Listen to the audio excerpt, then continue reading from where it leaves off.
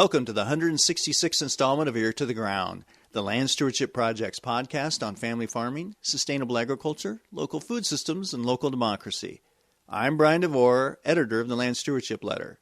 A little over a decade ago, a student at St. Olaf, a private liberal arts college in Northfield, Minnesota, thought she had made a serious error while taking soil samples on land the institution rents out to farmers. It seems there were no macroinvertebrates in the samples. None. Macroinvertebrates, such as worms and insects, play a critical role by breaking down material into organic matter and aerating the soil. Soil that lacks these key organisms is essentially lifeless. How could soil that was producing bumper crops of corn and soybeans be dead? It turned out the student had not made a mistake. She was looking at a field that was suffering from the effects of the intensive farming systems used in this part of Minnesota to raise corn and soybeans.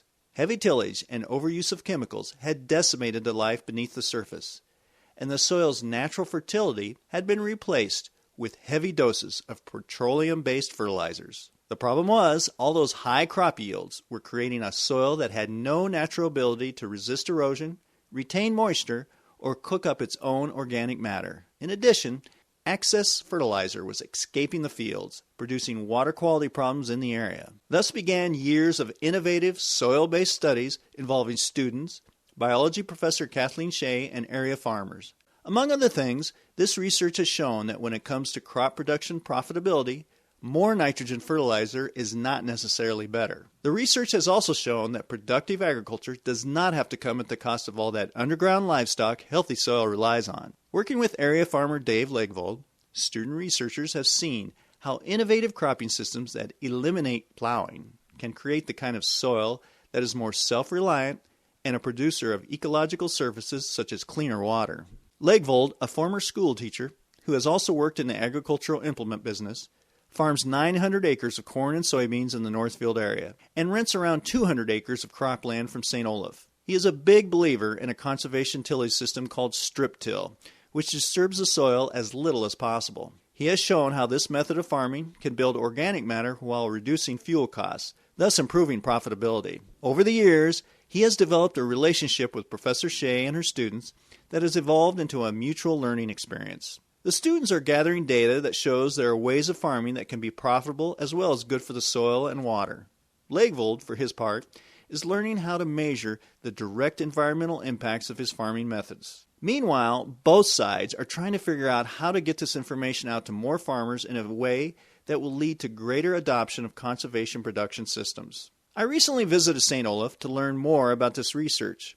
While there, I chatted with Dave Legvold about what he's learned from this experience and the value of doing this kind of practical agronomic research with an institution not normally associated with agriculture. My research with St. Olaf began when a student took a look at the soils and found that there were significant problems. Lack of macroinvertebrates, lack of soil biology, and organic matter was extremely low. So we have had a journey together, the farmer and the student researchers, to try to track what's happening with the land. And now, some 11 years later, we are finding that there is definitely a trend toward healthier soils.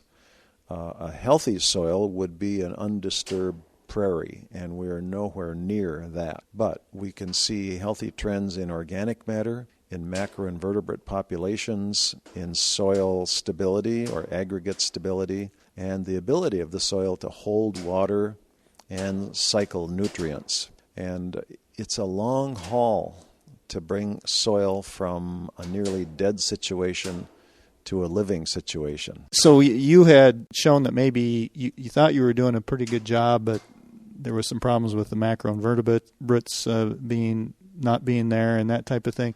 Give us an idea of what you changed in your farming system to kind of respond to that a little bit over the years. The previous operator of the St. Olaf land had a rotation of continuous corn and moldboard plowing for perhaps up to 30 years, and that devastated the soil. Previous to taking over the St. Olaf land, I had begun using no-till as a matter of saving time, because in my professional career in public schools, moving from the classroom to administration demands more time, and so I wanted to save time. That was the major consideration.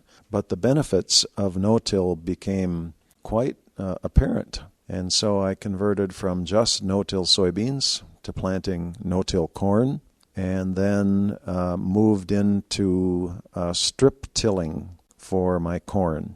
And with those techniques of using a strip till for corn and no-till for soybeans, the amount of organic matter that has been incorporated into the soil by natural processes is quite significant. And I don't miss the act of tillage at all, because we live in country where there is rocks in our soil, and a tillage pass brings up all kinds of new rocks, and that was a job I detested as a young boy. Some of the research found that, for example, more nitrogen doesn't mean more yields, and it kind of really showed that there is this kind of happy medium when it comes to, say, nitrogen applications, that type of thing. And it sounds like that wasn't a huge surprise to you. That was some things that you had been looking at, was how you don't necessarily have to put on increasing amounts of inputs to get increasing amounts of returns. Yeah, the application of nitrogen has been a concern of the students here at St. Olaf because of the environmental consequences that nitrogen brings with it. From the standpoint of a farmer, when nitrogen was cheap, you could afford to apply a little more just to be sure. In this day and age, we can no longer do that. So the economics of nitrogen application would indicate that there is a sweet spot that you want to be. And to find that sweet spot, you need to have some research in your background. And we have the Iowa N calculator out of Iowa State, which is a great online tool that helps you find that target that you want to shoot for. And the research that we've done here at St. Olaf includes under-application and over-application, just to see what happens. If you increase fertilizer by, we'll say, 18%, do you have 18% more profit? Usually when you cross over the sweet spot and get into excess, no. There's definitely good scientific data that you can gather that tells you when you've reached that sweet spot, and that is the corn nitrate test, where when the corn reaches black layer at about harvest time, you cut out sections of the stalks and send them in for nitrate analysis, and they will tell you if you are low or optimum or too high. And so that kind of research helps. But that must be a commitment for a long-term project, because doing the research for 1 year does not indicate where your target is going to be every year. As farmers know, you're at the mercy of nature and various other aspects that indicate how the soil will process nitrogen and how the fertilizer will be converted to usable form by the plants. A lot of it depends on rainfall. Over 10 years of research, 11 years of research, some pretty exciting stuff has come out of here, and it's kind of verified some of the ideas you had about the benefits of not tilling the land, and has also, sounds like you've also taken some leaps forward in your understanding of soil quality and soil health and what's going on there. We're seeing, it seems like maybe more tillage than ever in some areas, some parts of Minnesota and the upper Midwest, seeing some real issues with soil not being as healthy as it should be. I think Dr. Shea had made the point that some of her students are like, after seeing an aggregate test she had done, their question was, well, why do farmers till if there's all these benefits? You've found that it's less fuel that you're using, less time, plus you've got these other benefits. I mean, you got any ideas on how to get this message across to farmers, or how to get some of these ideas out there and on more land than just on land that's here next to St. Olaf College? I believe farmers want proof, and the proof can come in the form of data. Also finding what works on their farm with the equipment that they have and with their comfort level of trying something different. In farming, we tend to revert to tillage and tradition as a safe way to go, because we've always prepared the land by doing tillage. And to think of planting a crop and expecting success by not tilling is it's not in the commonly held knowledge that farmers possess. And it's just inherent that a farmer wants to go out and stir things up. They want to get stuff done. So how we get farmers to park their equipment and don't till, I think it takes one farmer at a time to make the conversion.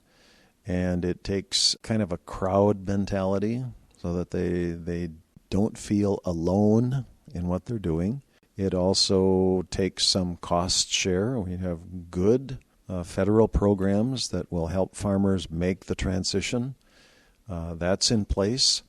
We need mentors. For example, a farmer who has doubts about what they're doing now in the regular scope of things and want to try something different. Who is out there that can talk to a farmer about what happens when you plant no-till soybeans and you leave the soil alone? That kind of support system has to be in place for farmers, because farmers desperately want to be individualists, but they also absolutely have to be part of the pack.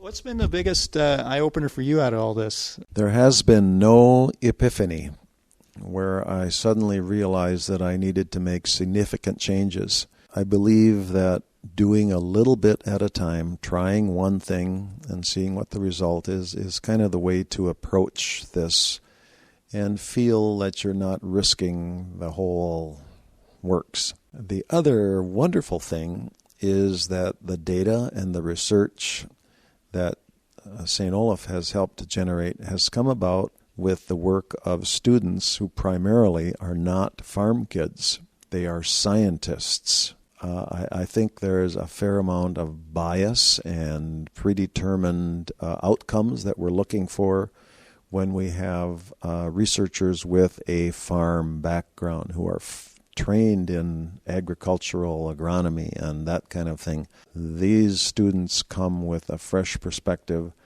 and they have leaders like Dr. Shea who inspire them to think outside the box. And it's a healthy way to approach changing the farmscape through verifying results. It must be invaluable, too, to have this being done on local soils and local climate, local lay of the land. We talked before about the efficacy of centralized research, which we have with agencies and universities and commodity groups here in Minnesota. And then there is the decentralized research model that St. Olaf is a part of, where there is research being done on individual farmers, and the data pertains to their decentralized location.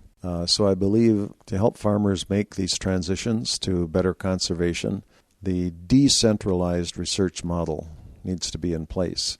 And we need leaders and agencies and commodity groups to step forward and promote that here in Minnesota.